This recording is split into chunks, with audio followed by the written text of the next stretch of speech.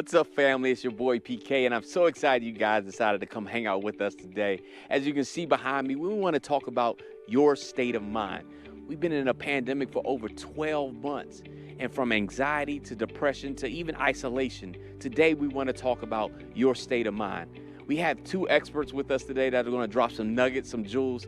But before we even get into that, I want to talk about some things that I wasn't even aware of. Mental Health Awareness Month started in 1949 to increase national awareness of mental health and wellness and just simply reduce stigma.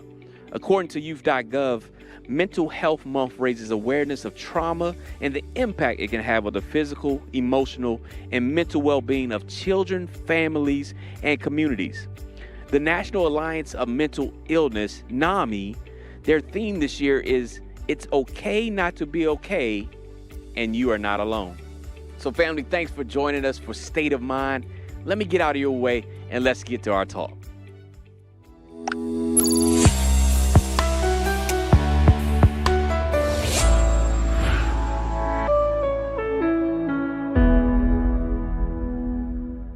We're going to have some fun, but at the end of the day, we're going to talk about a few serious subjects that are affecting our communities and communities abroad. So COVID. How does it affect you? How has it affected you these last 12 to 14 months? We have two awesome people in the building with us today. I'm so excited to be able to talk to them and to get their insights on overall, what do we do when we feel depressed, when anxiety hits, when isolation hits, and even the fact that, hey, we're in a church, we've done funerals, and we've had to tell people, you know what? I'm sorry, but you can't, only so many people can come into the building. So let's talk about that today. Let's talk about that. Today, I have on my left, your right, I believe, Dr. Black. How are you today? I am excellent. Tell us about yourself, Dr. Black. So my name is Dr. Rosalind Aker Black. I'm a clinical psychologist by trade. I am originally from Rome, Georgia. Small town girl. I went to Fisk University for undergrad. Nice. In Nashville, Tennessee, where I received my BA in psychology. And then I moved here for graduate school and went to Argosy University, the American Schools of Professional Psychology at Argosy University, and received my doctorate in clinical psychologist. So you got a lot of letters behind your name. Yeah. Wow. That's awesome. That's awesome. And how long have you been doing this? I have been practicing well over 15 years. Wow. Yeah. And it's rewarding. You don't see yourself stopping anytime soon. Not anytime soon. Okay. It is rewarding, but I will be honest, I do have to take breaks. Burnout is real. Yeah. So I have to monitor my own self-care and make sure I'm taking care of myself. Good. We're going to talk about self-care later on. We're going to talk Awesome. about self-care later on. And my man, that needs no introduction, Please. the Cowboys fan. So why you had to put me on I had display to, I like had that, to do man? that, man. Man, you introduce yourself. Tell us all about you. My name is Dr. Jendial Grady. I am a licensed clinical psychologist. Awesome. I was born in D.C., raised in Silver Spring, Maryland. Okay.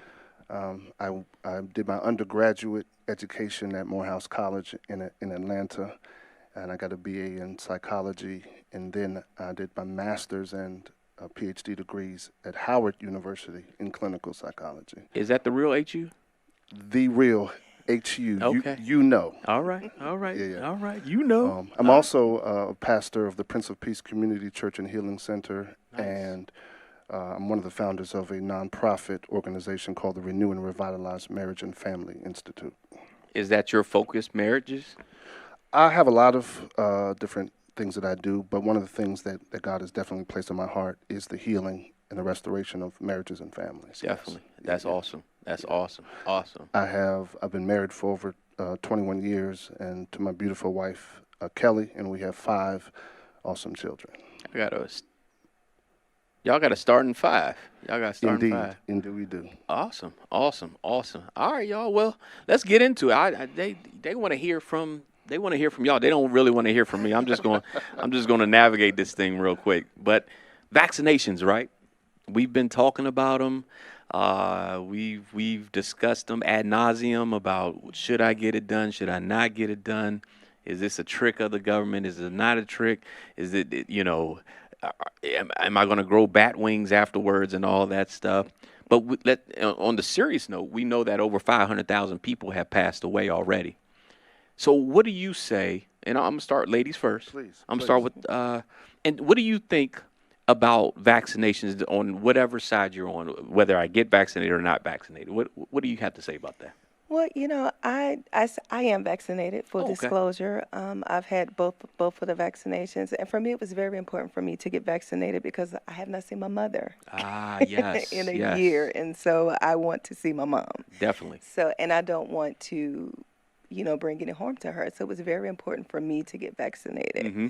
But I do think it's a personal choice. I do understand that people fear, the unknown. They don't know what's in the vaccination. They don't know Mm-hmm. how it's going to affect them. So I totally understand that as well. Mm-hmm.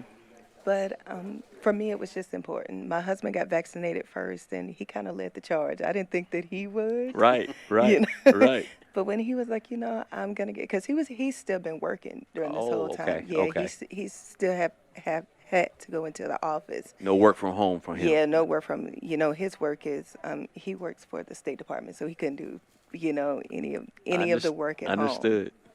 And so there were several people at his job who Mm. were infected with the virus, and so he's like, I see how it's affecting them, Right. and I don't want that for me. I don't want to bring it home to you, and Yeah. so he's like, I'm getting vaccinated. Oh, Wow. okay, Wow. all right, I guess I will too then. Yeah. Yes. Because we hadn't really talked about it, the conversation we did have was, wow, they came out with their vaccination really quick. And I think that's a lot of people fear that. But Yeah. after doing the research, we were able to see that they had been working on this particular strand, the Mhm. MRA, for quite some time. So it wasn't like it was something that was just hatched Right. out of nowhere. There Right. was really some time put into the research Mhm. to figure out a way to save us. Yeah, and Basically. I like how you talk about protection, right? You Yeah. know, you wanted to see your mom, Yeah. and then your husband saying, "Hey, I want to protect you as well." Yeah. So, and then discussing the fact that, hey, this wasn't hatched overnight, as you said, right? This Right. wasn't hatched because we heard that. Like, how did that? Right. Come on now, these 10-year trials. How did that Right. happen, right? Right. What do you have to say about that? Well, full disclosure, I am also fully vaccinated. Awesome, awesome.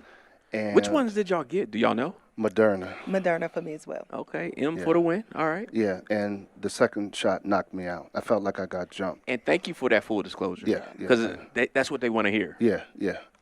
But no, like Dr. Black said, I felt that it was in the best interest of my family, my immediate family, my extended family. I prayed about it, and I felt at peace. My confidence is not necessarily in the government. Ah, come on, bro. It's in God, and we're praying God heal us from this pandemic. Mm-hmm.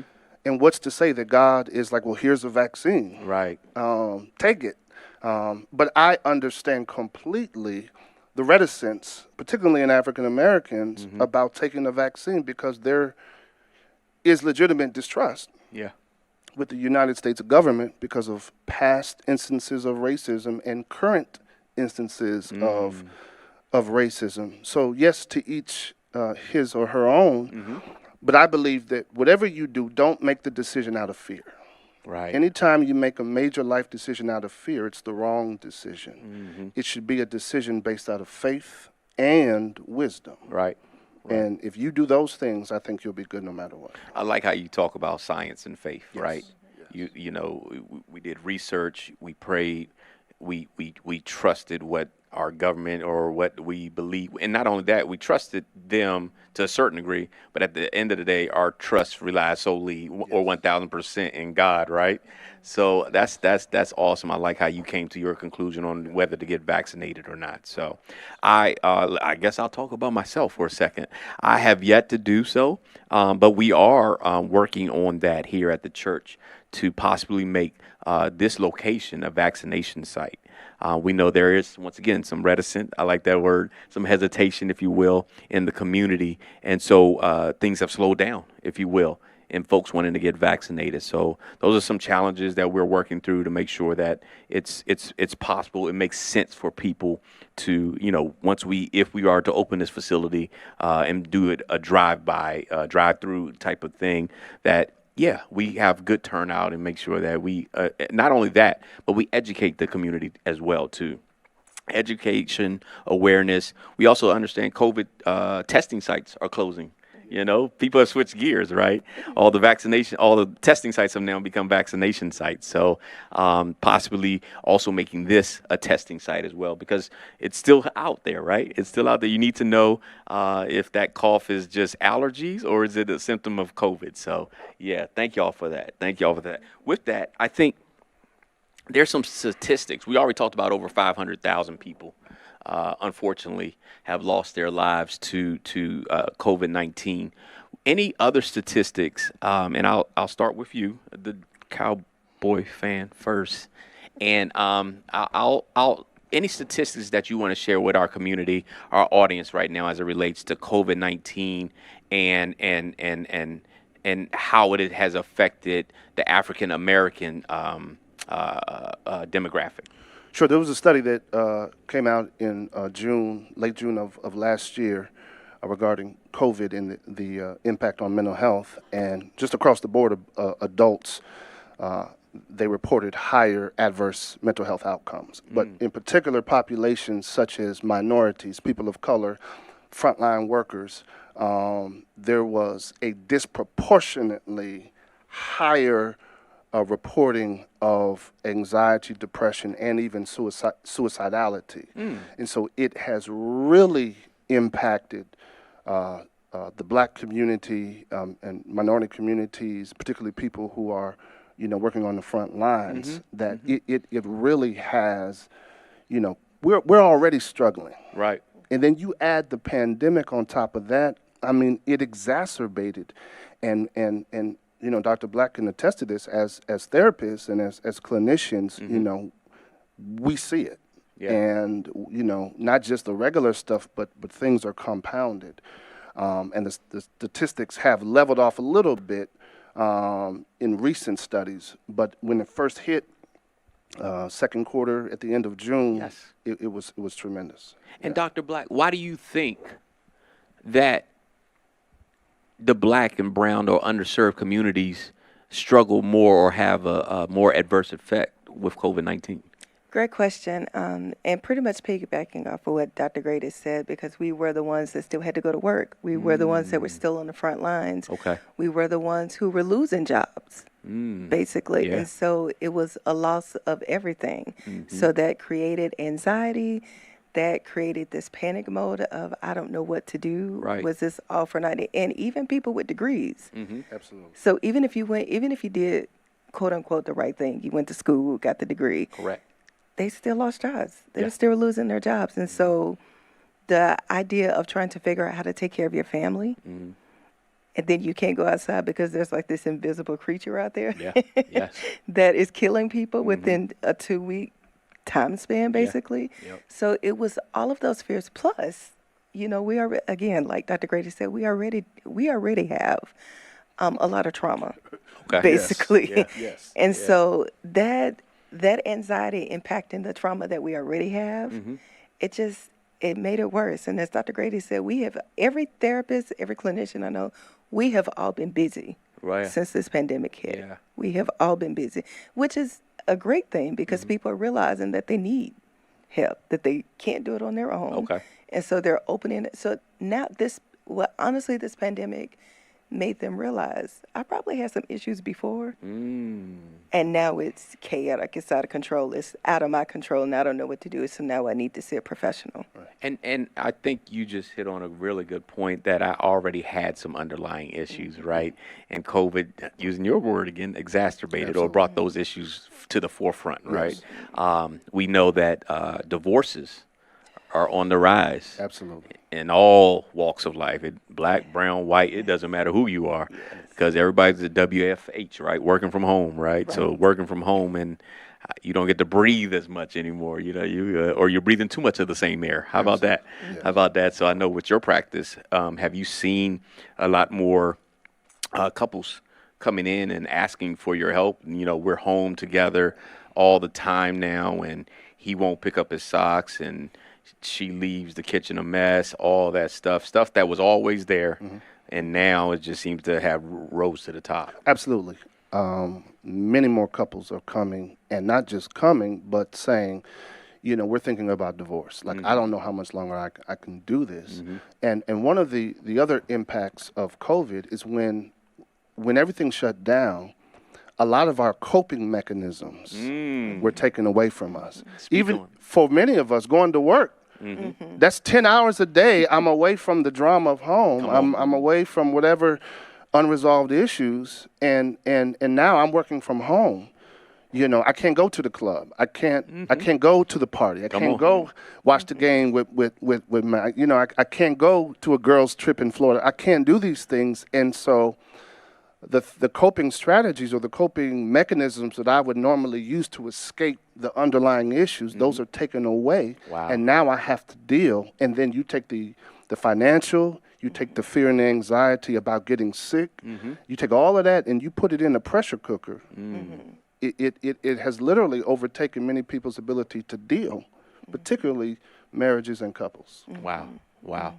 Yeah. That's powerful right there. I hope you guys got that one. I also want to switch gears a little bit to those relationships that we have that we like. And what I mean by that is going back to Dr. Black's statement regarding her mom, right? I got vaccinated because of my mom.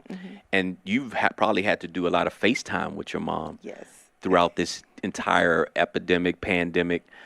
What do you say to all those folks that are tired of FaceTime, or, you know, that's the only way to reach out and connect? How do you, like you said, I got vaccinated, but at the end of the day, I suffered not being able to touch that person, not able to be able to hug that person, not be able to just to be in the same room with that person. How are you seeing that at your practice, some? Yes, completely saying that. And, you know, I encourage people. So my family, we do a family Zoom every Sunday at 5 o'clock without fail. That's a you great thing. And so instead of us being very irritated by, like, I got to do the Zoom, you know, like I'm tired of doing the Zoom, we found ways to incorporate fun things into our Zoom. Nice. So we've done paint parties. We've done yoga. We've had a yoga instructor come in and teach us yoga. We've had cardiologists come in and talk. So y'all about, made it a thing. Yeah, we made it a thing. It's an event. It's an experience. Event. Absolutely. That's a way to take the negativity off of it. I love that. Absolutely. And it's helped because, I mean, so all of my family gets on this Zoom. Even my cousin who's over in Singapore, he's like joined the Zoom. But we did it for all of the elders in our family because many of them were living alone. And so we knew that they were you know, lonely during this time and socially isolated. So building that connectivity into our week gave us all something to look forward to. That's and good. knowing that we were going to do something fun took away the idea like, oh, I got to get on another Zoom. Yeah. Because I do feel, people are experiencing Zoom fatigue. It is real. Fatigue. It is a real thing. It is real. I was on a Zoom until 10:30 last night. So yeah, Zoom fatigue, it is a real thing. It is real. But I think if you find a way to make it exciting and add something new to it, then it does take away that negativity. I look forward to my family Zooms. We're always doing something fun. We're playing I want to join too now. I mean, I know. yeah. Y'all made it an event. Okay, all right. When the Zumba instructor coming in? Right. Okay. Speaking of family, right? Yeah. What happens, Dr. Grady, when you notice, let's say in Dr. Black's family, she may notice somebody that's still not 100% there. That 1 hour or 2 hour check-in every Sunday out of the other 6 days of the week. How do you help that family member that, first of all, I think identification is the key, number one. Monitoring that individual, especially I believe you said in the more seasoned or our older community, right? How do we, but across all spectrums, you know, teenage, you know, 20s, 30s, 40s, then our seniors, how do you address something that you may say, you know what, we may need to get that person some help? That's a great question. First, I think there should be the expectation that people are struggling. That's right. Yeah. So That's good. then we want to destigmatize getting help. Yeah. I want to give kudos to Zion Church. Thank you. For how, Pastor Battle and the whole Zion, all of the pastors have always promoted getting help, Yep. right? And I think that's so Man, critical. you're messing up my further questions that my bad. He already, go ahead, man. My I'm bad, messing my with bad, you. my Dallas Cowboy fans, My I swear. bad, my Go bad.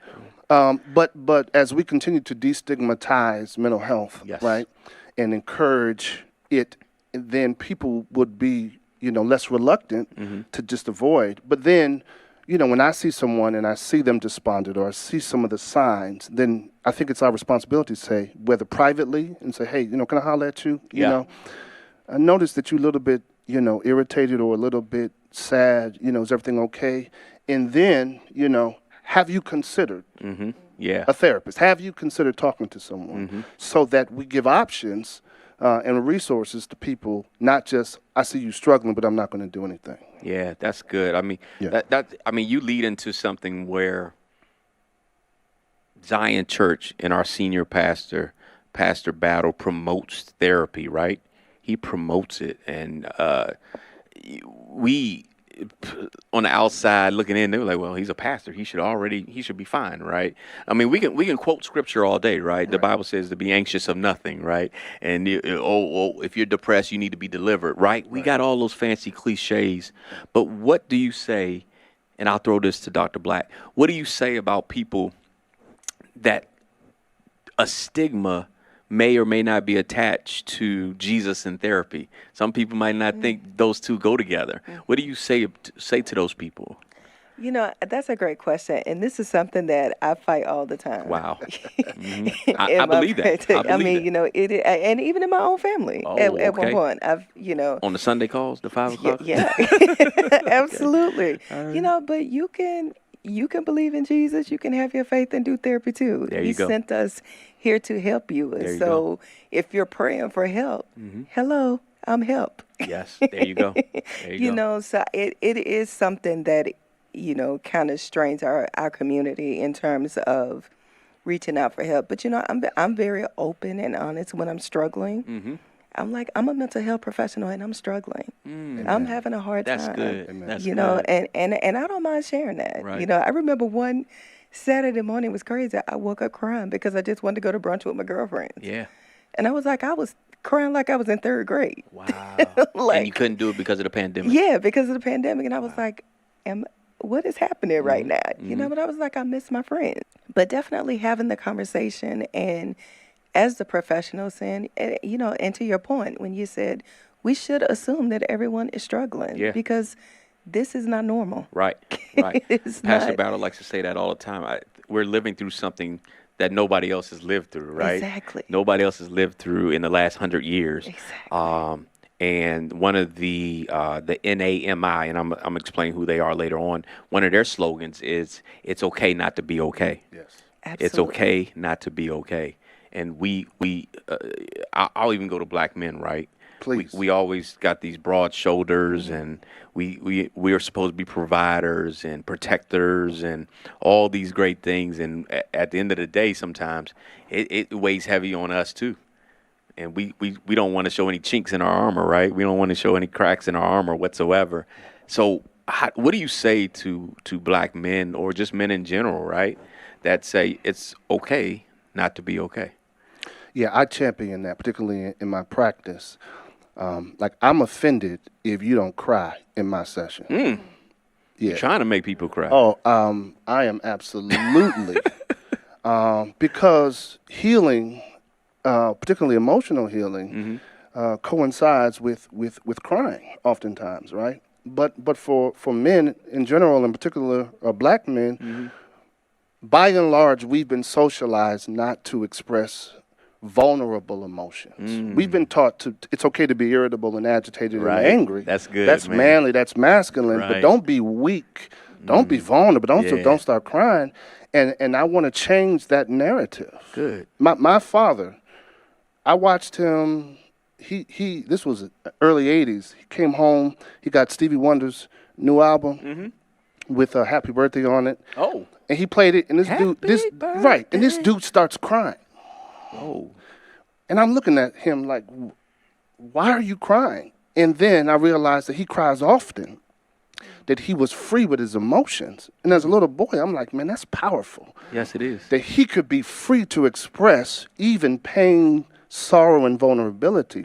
And I think sensitivity is not something negative for men. Jesus was very sensitive. Yes, he was. He was a sympathetic high priest. Shortest verse in the Bible, Jesus wept. Absolutely. And so one of the things that when I'm working with men in particular, want to encourage, normalize it. Normalize. I You like hurt. that.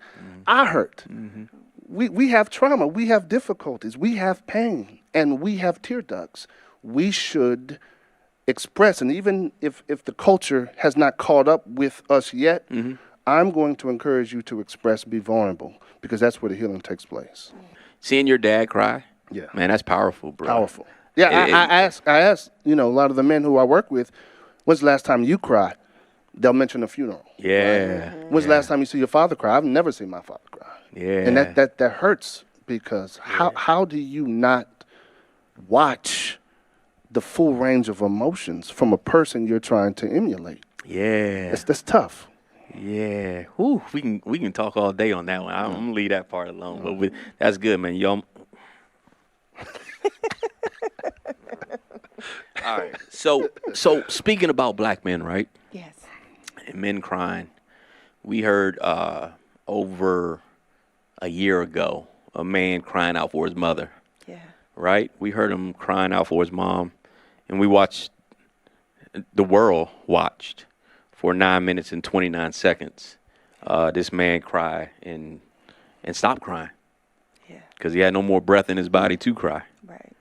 What do you say right now to the brown and black community that when those red and blue lights roll up behind you and immediately you shock, your body is now into a shock? I want to share a quick story.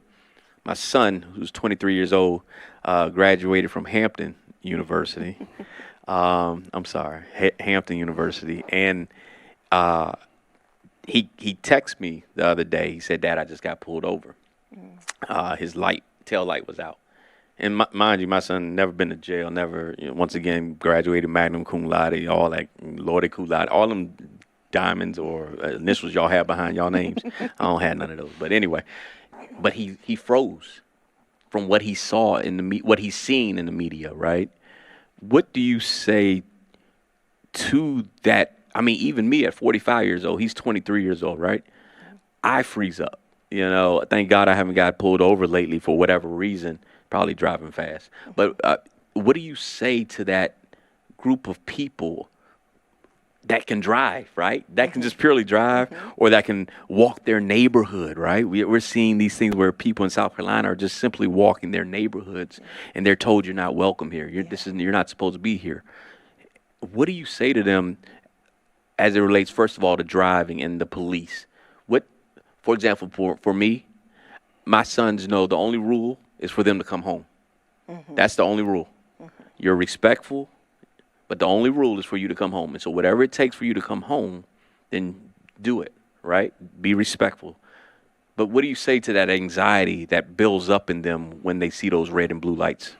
Oh, it's real. I have it too. As a black Doesn't woman, matter I have it male too. or Yeah, female. male or female. It is real.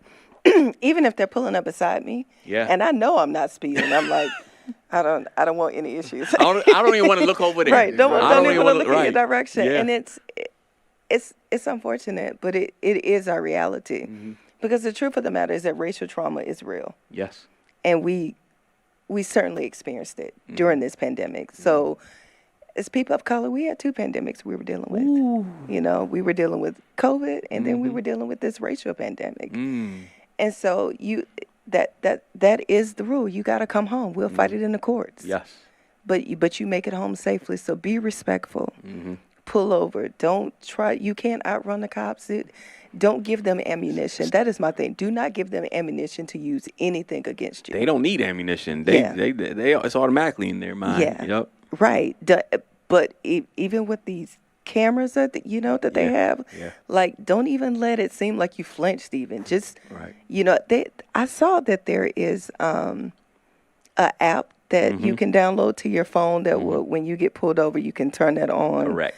And I would encourage every young person, everybody, to get that app. Right. Because at the end of the day, the video footage will tell the story. It always does. The footage doesn't lie. It doesn't lie. Doesn't lie. And so you have to protect yourself in that way, Yeah. you know, and you know, if you have, they also have like the cameras that you can actually put in your dashboard. Yes. I would get one of those.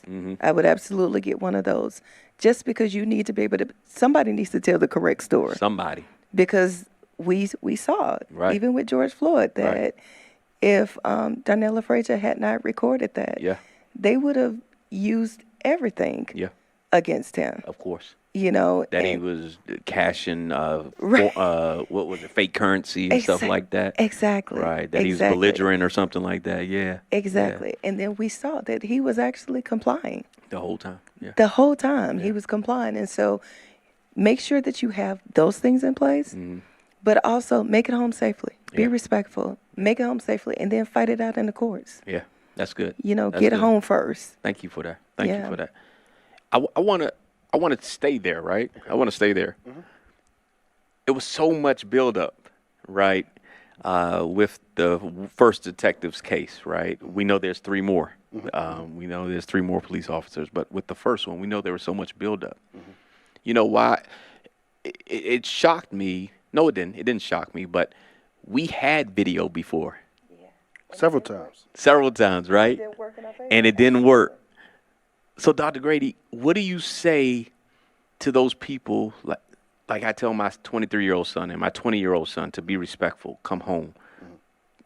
You're not them. Watch your mouth. Be, all those things.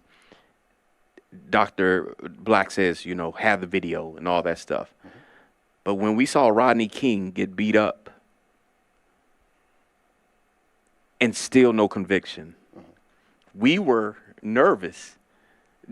If you saw text messages, it became an event. People were sitting in front of the TV.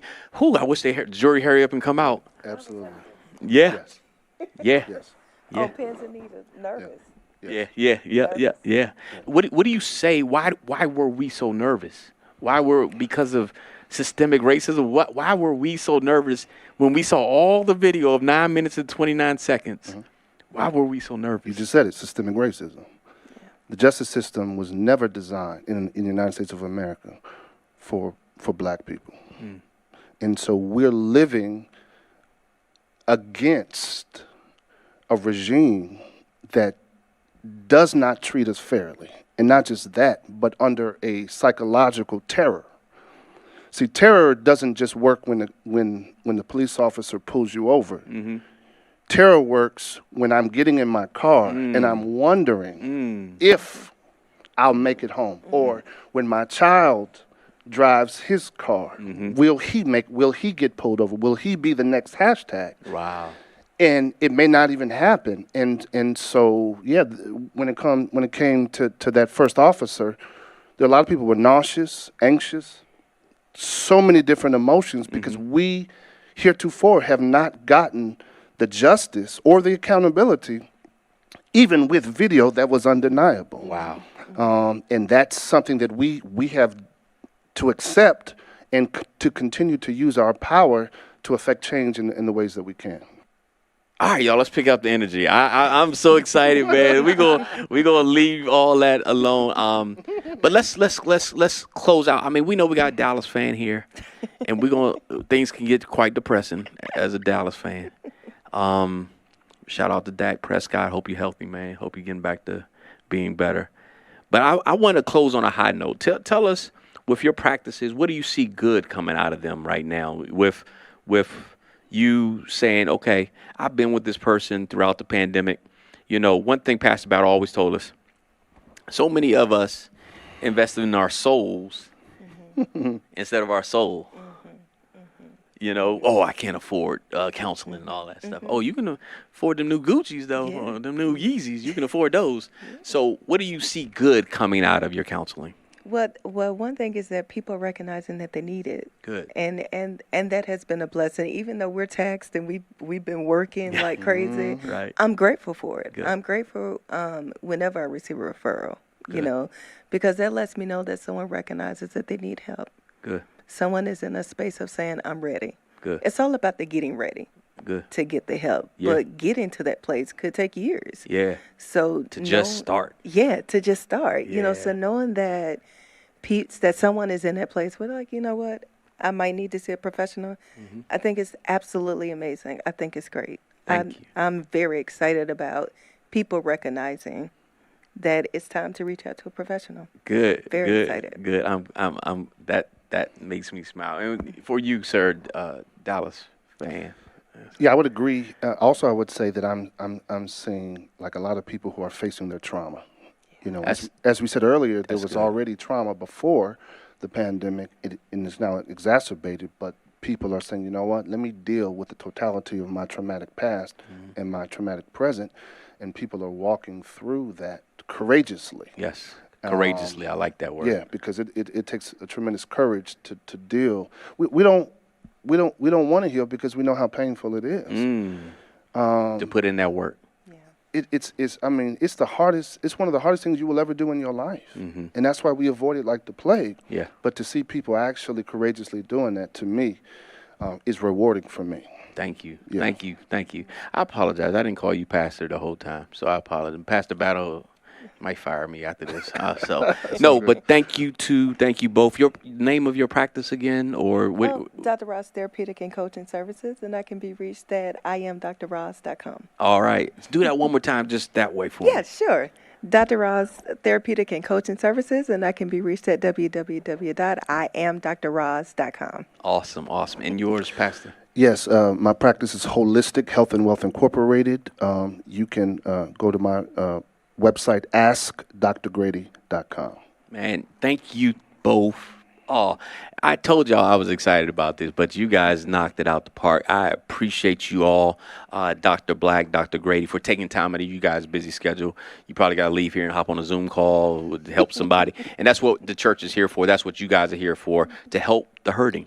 Absolutely. To help the hurting. That's what Jesus' message was the entire time, to help those that are in need, you know, and then to just at the end of the day to have a relationship with him. And that's all we want to do is have relationships. So thank you all for hanging out with us for these few. You guys, if you need help, you got it here to the left, to the right. Your Bible is always going to be a great starter, but don't forget Jesus and therapy. Jesus and therapy. Until next time, family, it's your boy PK. Thank y'all, and we'll see y'all again soon.